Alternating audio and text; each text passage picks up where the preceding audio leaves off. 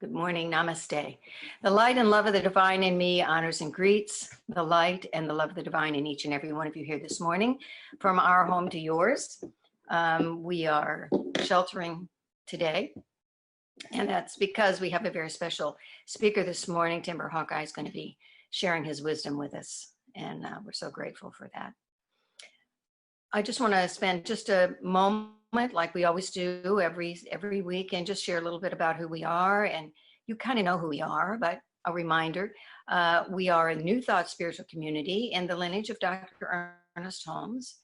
And what Dr. Ernest Holmes believed was that there was this connection between all of the great faiths of the world.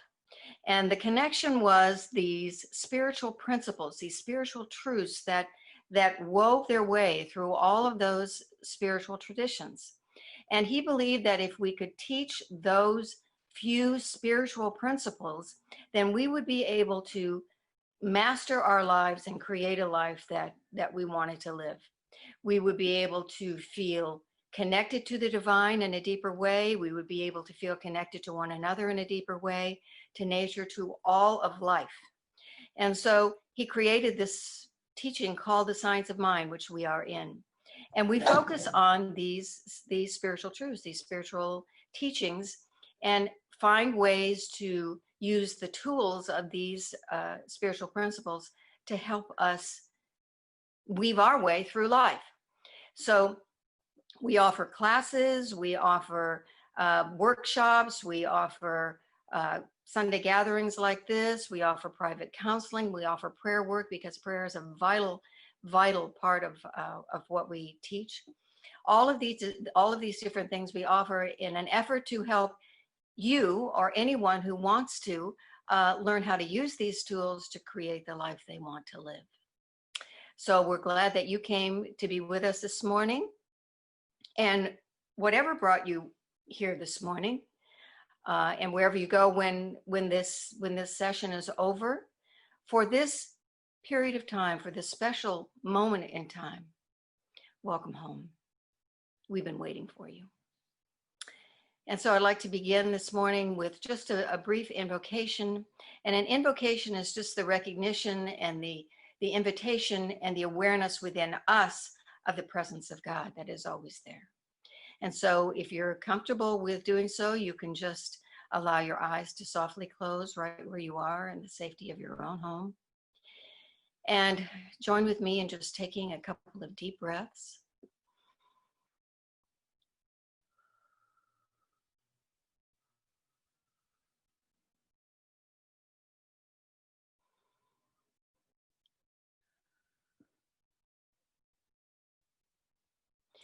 And in this perfect moment, I recognize and I know that all of the love there is in the universe, all of the joy, all of the peace, all of the beauty, everything that I know to be good is present right here, right now, right where I am, right where every person is. The spirit of the divine dwells. Whatever we call it, Great Spirit, Holy One, Beloved, Yahweh, Buddha consciousness, whatever we call it, it is all one, for it is that intelligence and that wisdom of the divine. And it is in us and around us and moving through us this morning as we open to experience the amazing morning that is unfolding before us. And so I give my thanks for everything that is about to take place. I give my thanks for our ability to open to the experience of the morning.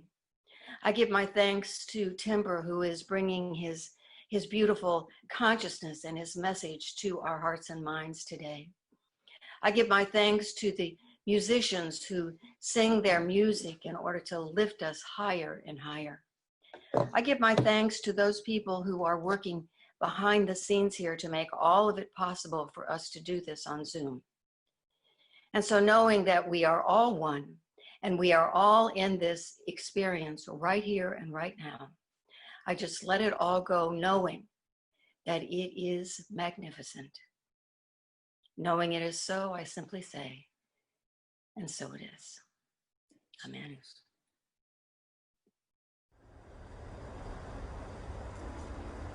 I can sing to God magnificent praises, fancy words and tricky phrases. I can sing to God simple and true. That's what I do. I can sing to God my devotion, full of tears and strong emotion.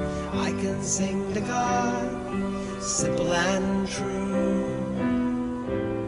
That's what I do. God is great, God is good, and I praise God as I should. God's magnificent, God is strong. God deserves at least one more love song. I can sing to God from the heart. All I need to do is start to sing to God, simple and true. That's what I do. God is great, God is good, and I praise Him as we should. God's magnificent, God is strong. God deserves to hear this love song. We can sing to God, join with me, singing loud and joyously. We can sing to God, simple and true. So that's what I'll do.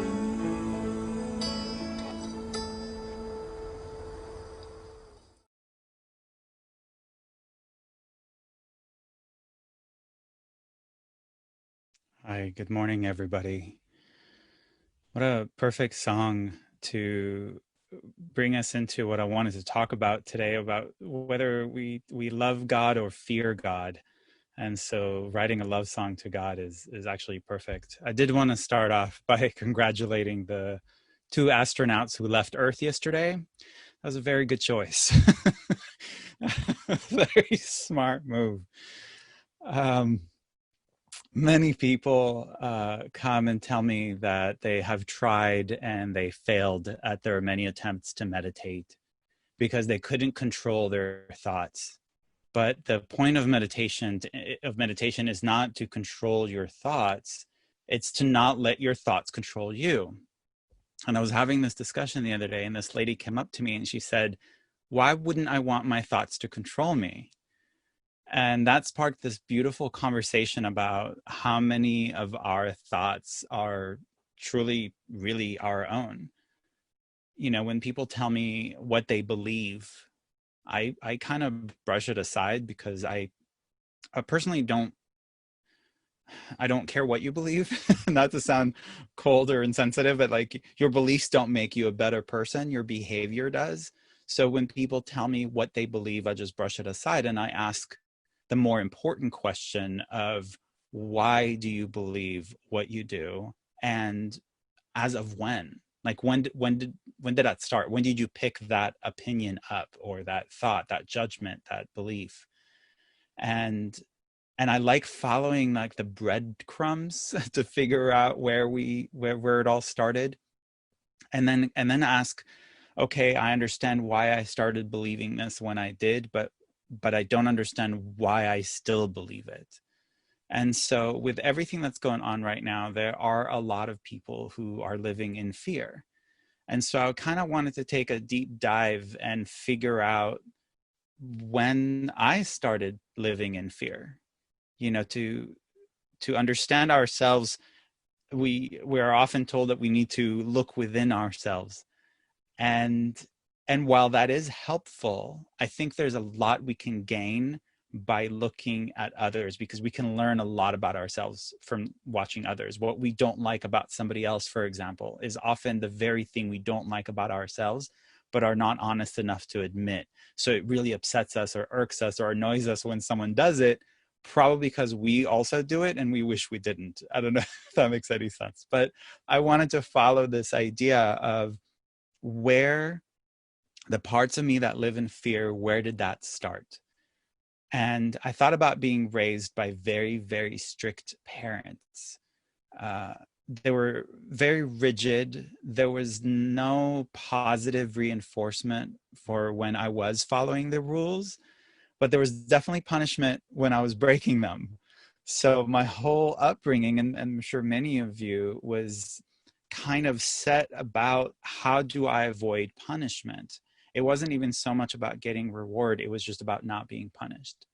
And when I was first introduced to God, so to speak, to the concept of God, he definitely reminded me a lot of my parents.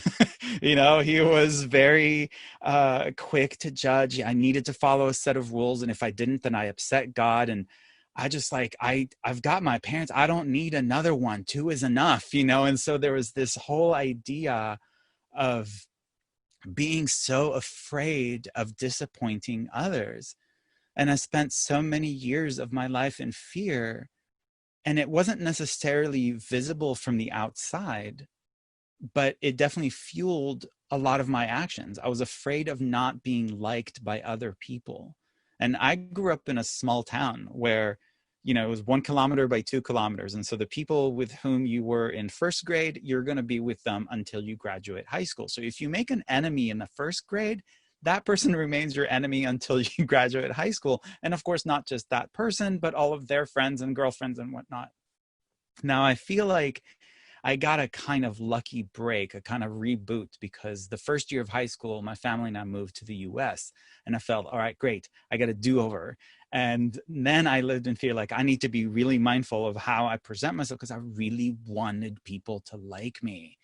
And the thing about living in fear is that I was trying to simultaneously juggle too many things that often contradicted one another. So I didn't want my parents to punish me. I certainly didn't want God to be upset with me, but I wanted my friends to like me. But trying to win God's love and my parents' approval and my classmates to like me often contradicted, because if I did something for my classmates to like me, my parents are going to be very upset. And it's just like this cycle of how do I had to divide myself. And I think for anyone going through puberty and everything else, there's just so much going on.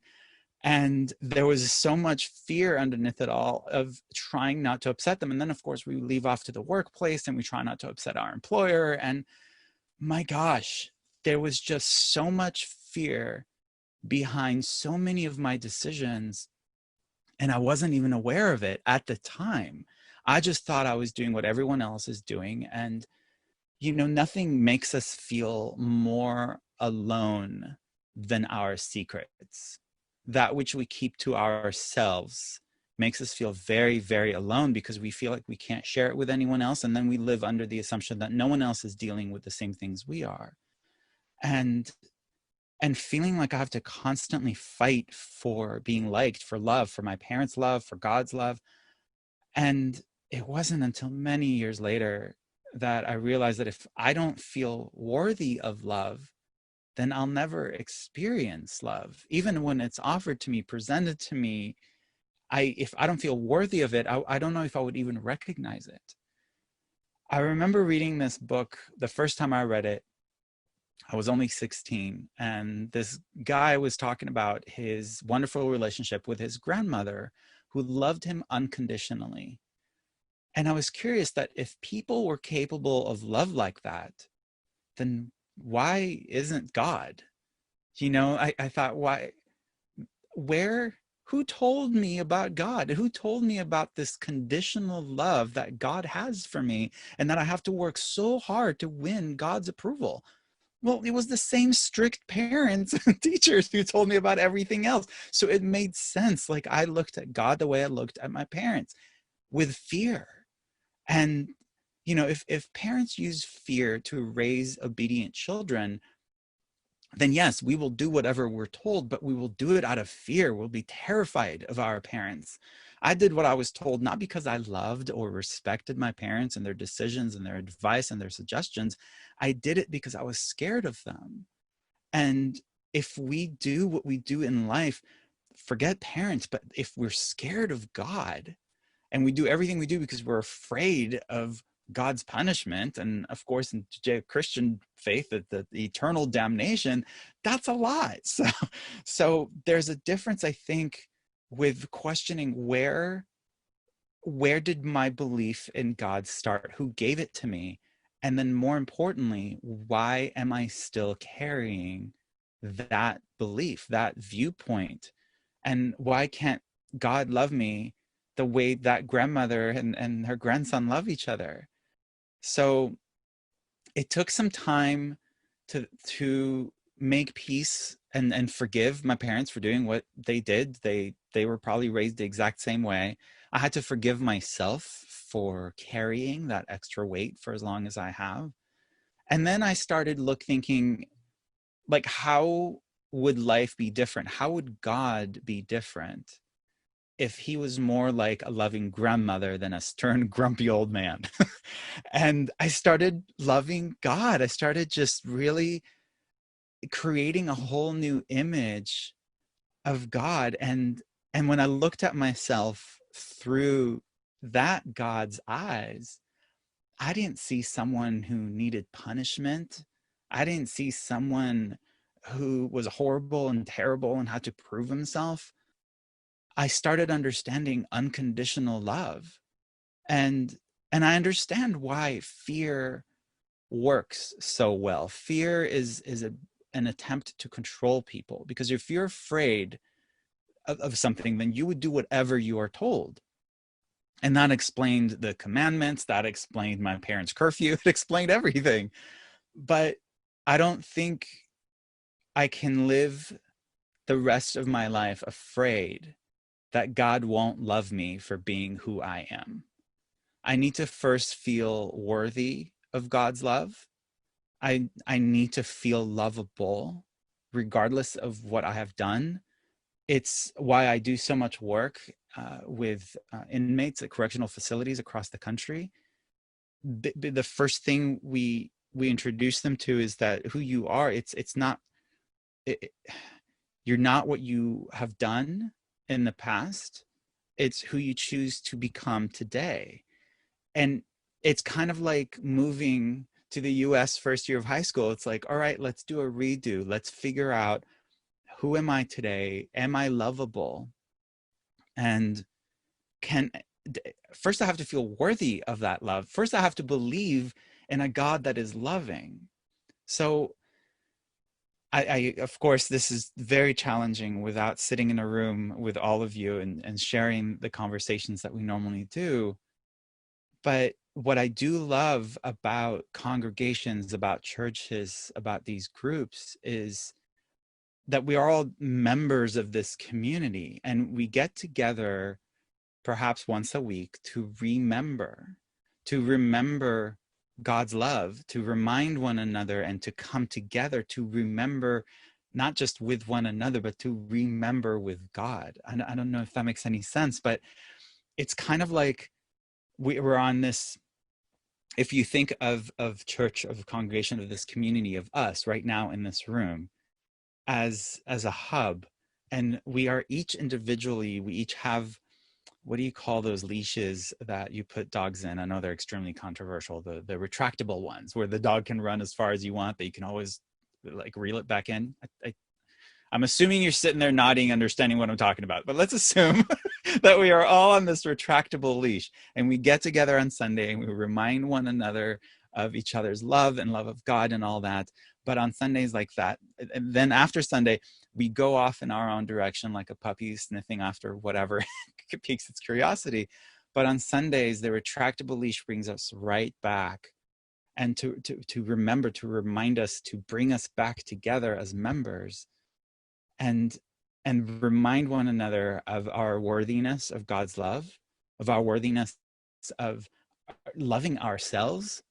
And and it's amazing that if I can come to a loving grandmother and admit to her my mistakes, and she would love me no matter what, and she would say, go out there, make more mistakes, that's what we're here to do. I would like to think of God's love the same way, that we're not judged unless we are perfect, that type of. There's a song by Alanis Morissette where it's a conversation between her and her parents, and her parents tell her, we love you just the way you are if you're perfect. And it's just these impossible standards to live by, as opposed to we love you just the way you are, period. So going back to this idea of meditation, of not trying to control our thoughts, but making sure our thoughts don't control us, how many of our life's decisions reflect our love and trust in God, and how many of our life's decisions depict our doubt? Because I would think the reason we get together on Sundays is to remind one another to live in faith. It's the same question I ask whenever I'm in front of a congregation. I say, people, how many of you believe in God? And they all raise their hand. And then I say, how many of you worry? And they all raise their hand. And I probably mentioned it last time because I think it's hilarious that we cannot live at peace with both of those truths. Like, if you believe in God, if you trust God, if you have faith in God, there's absolutely no reason to worry. Now, I'm not suggesting that we try to stop feeling what we're feeling or control our thoughts, but to bring aware of it, like, hey, I'm worrying. What does that tell me? That tells me that I'm not practicing my faith, that I'm not believing. So I don't need to attack the worry. I just need to go back to feeding my faith, and all my fears will just starve to death. But if you're feeding your fears, the fears just get bigger. So that's the beauty of meditation, is that you become kind of acquainted with the way your mind works, and you don't blame your mind for working the way it does. You've been raised a certain way for so long. You've been exposed to so much. God knows the media definitely helps feed that fear. And again, for the same reason as I mentioned earlier, fear is a wonderful way to control people if that's your intention. People will do whatever you tell them. Think of it, if somebody comes into your house right now, puts a gun to your head and tells you to do something, you're going to do it because you're terrified. I don't want to love God that way. I want to love God because I know that no matter what I do, God loves me. And that to me is wonderful when you combine that with the idea, with the concept of namaste, of the God within me acknowledges the God within you. Then all of a sudden I'm asking myself, the God within me, to love me unconditionally. That's a huge call, because I'm not looking outside myself to be validated by someone else. I'm not dependent on other people liking me, on my parents liking me. I need to like myself. And that may sound perhaps easier said than done, but it's, I think, so worth it, because we come together, we remind one another, not that, oh, all these people love you, but that you are worthy of love. So I think, if nothing else, I want to leave you with this, that if I love myself, I will express that love through my interactions with you. So to question, to understand, to perhaps wrap your mind around, do I love myself? Ask yourself, is the love I have for myself expressed through my interaction with others? If not, what is expressed through my interaction with others? Is it my fear? Is it my jealousy? Is it what I've been raised with? Or is it love? And the invitation, again, is to not let these feelings control you, these thoughts control you. It's, feel fear by all means. I'm not suggesting that we need to numb or nullify any of our feelings. They're all valid. They're all there to teach us something. Feel fear, but don't be so scared of it anymore. Feel fear, but do it anyway. Let love guide you. You're going to feel everything else. I'm trying to find a way to articulate that Just because you make a commitment to follow love in your life, to follow God, to follow consideration and kindness and mindfulness, it doesn't mean that everything else just stops, that you all of a sudden are immune to greed or jealousy or anger, or all of those things are still going to come up. And I think it's important that they do. When we witness something on the news that infuriates us, that's great. I think that's a really good indicator, like an alarm going off inside our heads going, something is off, something is not corresponding with the love you believe in. And I think that's a wonderful indicator. The important thing is to not respond with hate. If you feel anger, don't respond in anger. I posted something yesterday that was way more controversial than I thought it was going to be. And it stemmed from the idea that if you hate the hater, you become a hater yourself. And many people feel very justified in their hatred right now. The problem is you can't solve a hate-based problem with more hate. It's I'm trying to choose my words carefully. It's easy for us to talk about love and kindness and generosity and patience when everything is calm.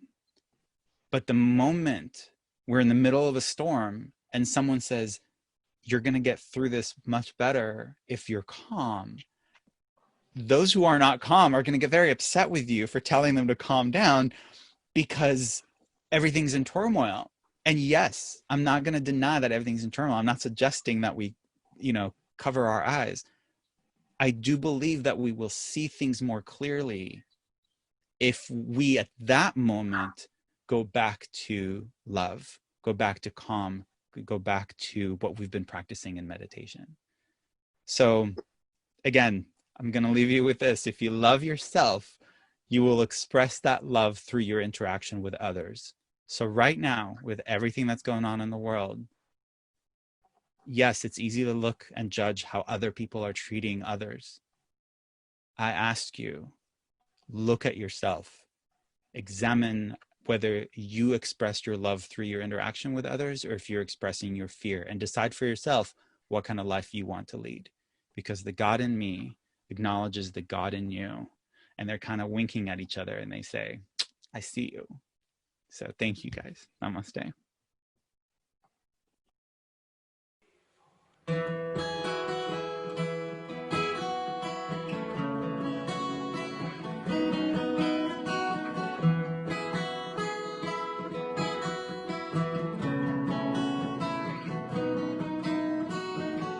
Here comes the sun. Here comes the sun. I said, it's all right. Little darling, it's been a long, cold, lonely winter. Little darling, it seems like years since it's been here. Here comes the sun. Here comes the sun. I said, it's all right. Little darling, I feel the ice is slowly melting. Little darling, it seems like years since it's been here. Here comes the sun. Here comes the sun. I said, it's all right.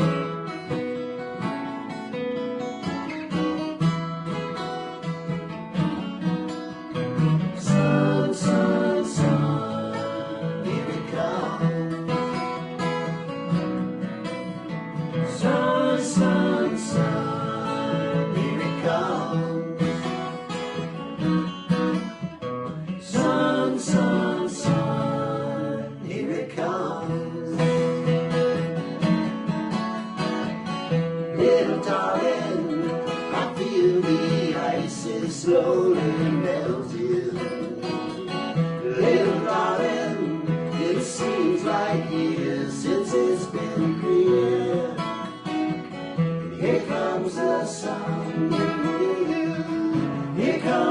sun. I said, it's alright. Here comes the sun. Doo-doo-doo. Here comes the sun. I said, it's alright. It's alright.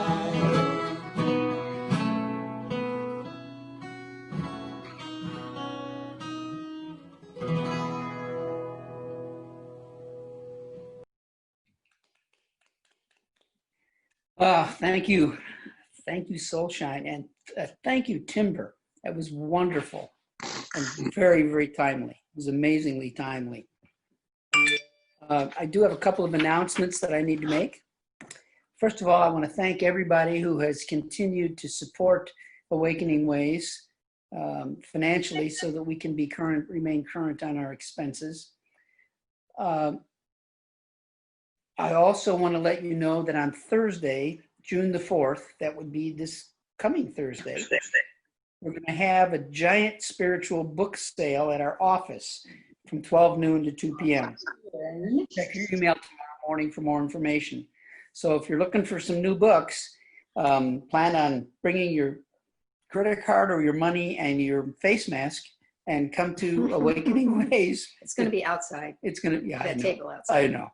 Between noon and 2, and buy something new to read.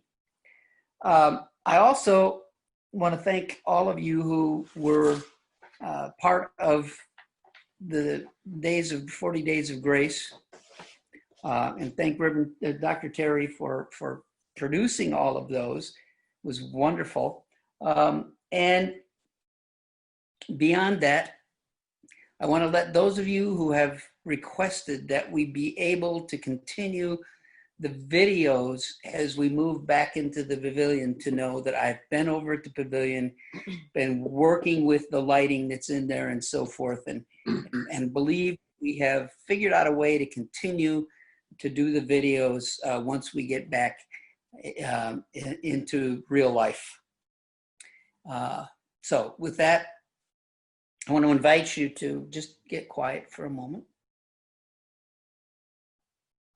Move into that space within where we know that that divine dwells, that God within us, that is us. And know with me that there is that divine source in the universe, that infinite loving presence, ever unconditionally loving, creator of all things, who has created all of life, all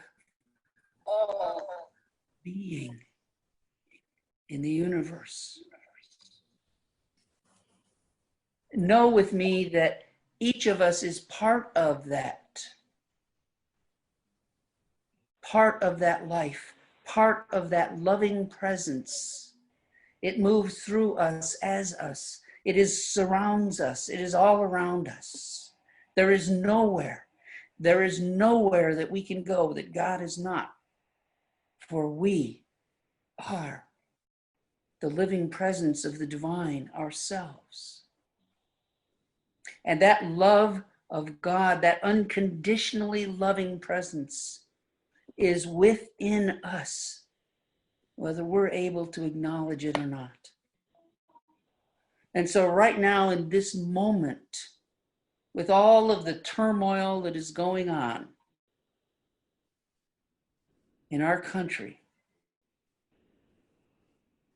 I know for each and every one of us, I know for every person in the United States, regardless of race, regardless of political ideology, regardless of anything, I know for each of us right here and right now that within us the divine shines a light on all of our prejudices, all of our hatreds, that we may clearly see that indeed, no matter what we see outside of us, we have been part of the problem. And as we move into acceptance of that and unconditionally recognize that no matter what is happening outside, it is what is happening inside that determines the future. And as we move into that healing presence of that unconditional love of God, all prejudice is washed away, all hatred is washed away, all false images of others is washed away until we see the truth that we are one, that we are one in God. And every one of us deserves that love of God, that love of one another, that community of remembering that we are all members of one life and deserve the love and the understanding of one another. I'm so grateful that this is unfolding right now, that God working through us, as us, is revealing to us all of our own prejudices, all of our own hatreds, that we may love unconditionally, now and forever. And for those who have lost loved ones to the COVID-19, as we have now moved over 100,000 people making their transitions from this condition, I know for those who've lost loved ones that the peace of God fills them, and the knowledge that their loved ones are not really gone, but ever present, holds them in peace, holds them in solace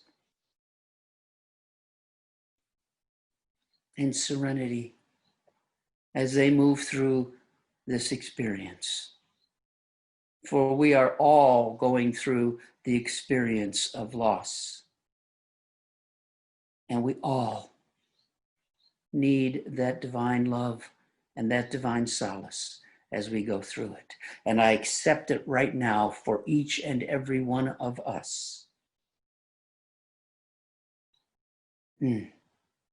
Knowing that it is now true for all of us, I give thanks.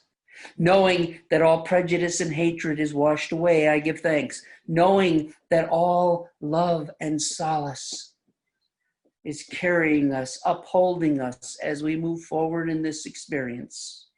And the fear is washed away, for God is truly present right here and right now for us. I give thanks. I have spoken my word of love. That love has impelled that universal law of that divine mind in action. And the manifestation, the demonstration is complete. It is done now.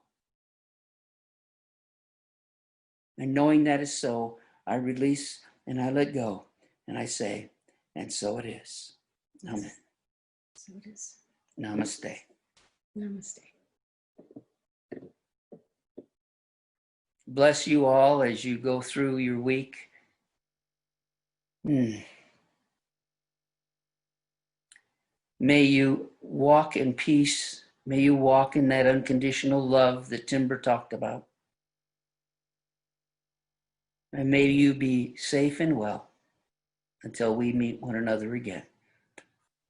I love you. Namaste.